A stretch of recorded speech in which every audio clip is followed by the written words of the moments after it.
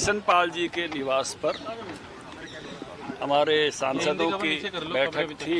मुख्यमंत्री जी, मैं स्वयं, हमारे संगठन मंत्री उसमें उपस्थित थे और इसमें जिन विषयों पर चर्चा हुई, एक तो सभी सांसदों ने अपने अपने संसदीय क्षेत्र के कुछ कामों को लेकर मुख्यमंत्री जी के सामने चर्चा की है कि हमारे संसदीय क्षेत्र के ये भविष्य के काम हैं या चले हुए काम हैं जिनको पूरा किया जाना चाहिए।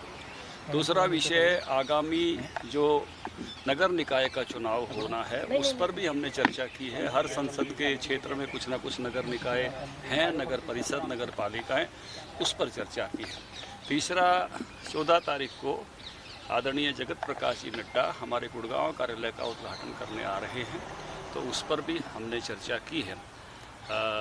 इसके साथ साथ आगामी पंचायत राज के चुनाव भी जो होने हैं उसकी भी चर्चा हुई है। तो इन सभी विषयों पर आज हमने चर्चा की है बहुत ही अच्छे वातावरण में, और कृष्णपाल जी का आज का इंतजाम भी बहुत बेहतर था। सर, चंडीगढ़ का मुद्दे को लेकर कोई दिशा निर्देश उस विषय पे पहले ही जो है हाउस बैठ चुका है। पार्टी ने अपना स्टैंड बता दिया है कि पहला मुद्दा 19 लाख एकड़ फीट पानी का है और उस चंडीगढ़ हमारे जो हिस्से का है वो है, उस पर कोई भी विचार करने की, बात करने का कोई मुद्दा बनता ही नहीं है। केवल आप पार्टी ध्यान डाइवर्ट करने के लिए, क्योंकि बड़ी बड़ी बातें करके चुनाव में जीत लेकर आ गई, अब उनको पूरा करने की रिसोर्सेज की सक्षमता नहीं है। क्योंकि हमको मालूम है, जब पहले आप पार्टी के मुखिया बोल रहे थे तो कह रहे थे कि मैंने 34,000 करोड़ का करप्शन रोक दूंगा, 20,000 करोड़ की मैं रेती से बचाऊंगा, 54,000 करोड़ का बजट लेकर बैठा हूं, और 2 दिन बाद ही फिर केंद्र सरकार के पास पहुंच गए कि हमको इतना पैसा दिया जाए। साफ साफ बात है, जिन बड़े बड़े वादों के साथ वो आए उनको पूर्ति की क्षमताएं नहीं हैं।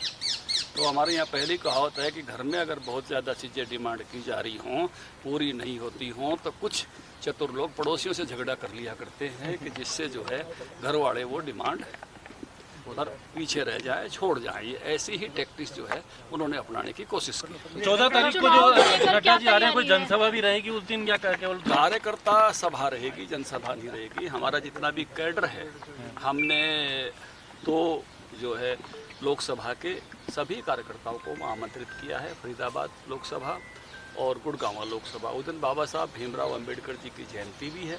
वैसे तो हम इसको 4,000 बूथों पर भी मनाएंगे, लेकिन उस दिन का कार्यक्रम एक जिसको हम कह सकते हैं कि राष्ट्रीय अध्यक्ष जी के आने से प्रदेश स्तरीय कार्यक्रम वो उस दिन कार्यालय पर ही रहेगा। तीसरी बार लोगों के साथ चर्चा है, इससे पहले पंचकूला मंत्री जी ने भी कल एक चर्चा की है, क्या वो विषय भी यहाँ रखा गया?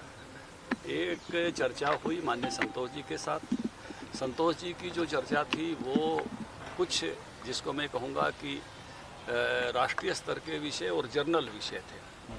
प्रधानमंत्री जी के साथ चर्चा में मैं नहीं था, लेकिन जो मुझे जानकारी मिली है उनके भी हालचाल पूछने वाले विषय थे कि आपकी सेहत कैसी है, ख्याल रखते हो कि नहीं रखते, घूमते हो कि नहीं घूमते, बच्चों का, उनकी भी केयरिंग थी। और राव साहब के घर केवल भोजन था, उस दिन चर्चा नहीं थी। चर्चा की बैठक आज ही 4 तारीख को हमने इसलिए रखी थी कि उस दिन कुछ अन्य विषय थे, तो आज हरियाणा के विषयों पर बात करने के लिए हमने 8 तारीख तय की थी और कृष्णपाल जी के यहाँ बैठना तय किया था। वो बैठक संपन्न हुई है। सर, निकाय चुनाव को लेकर क्या तैयारी है?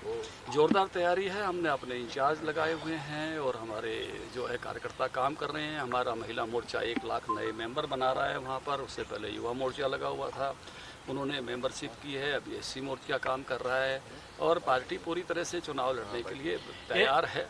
एक तरफ पंजाब और दिल्ली की अगर बात की जाए तो दोनों सरकारें, दिल्ली की हम केजरीवाल सरकार की बात कर रहे हैं, दोनों सरकारें हरियाणा को लेकर, चाहे SYL हो, चंडीगढ़ हो, उसको लेकर निशाना साध रही है। दूसरी तरफ आम आदमी पार्टी ये भी दावा कर रही है कि हरियाणा में बड़े स्तर पर लोग उनके साथ प्रतिदिन जुड़ रहे हैं।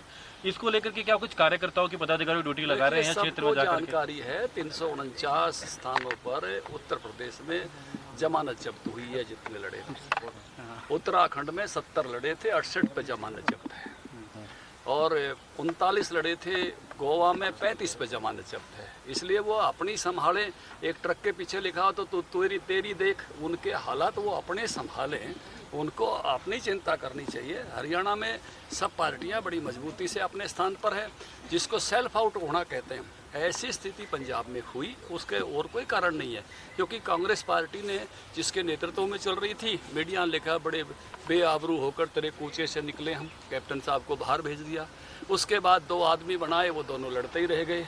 और अकाली दल तो अपना अधिष्ठान छोड़ गया था जिस दिन किसान संगठनों के आंदोलन के साथ यहाँ मोदी जी की सरकार से गए, तो इसलिए वो वहाँ संयोग से आ गए हैं, उसमें कोई पुरुषार्थ नहीं है। पहले दिल्ली में यही थे, पिछले चुनाव में भी हमारे यहाँ बहुत गैया बांधने का, ये करने का, वो करने की बहुत नौटंकी चल रही थी। ये बाजू हमारे आजमाए हुए हैं। हमसे जुड़े रहने के लिए हमारे YouTube चैनल को सब्सक्राइब करें और नई वीडियो की नोटिफिकेशन के लिए बेल आइकॉन को दबाएं। अगर आप ये वीडियो Facebook पर देख रहे हैं तो लाइक जरूर करें और ज्यादा से ज्यादा शेयर करें। धन्यवाद।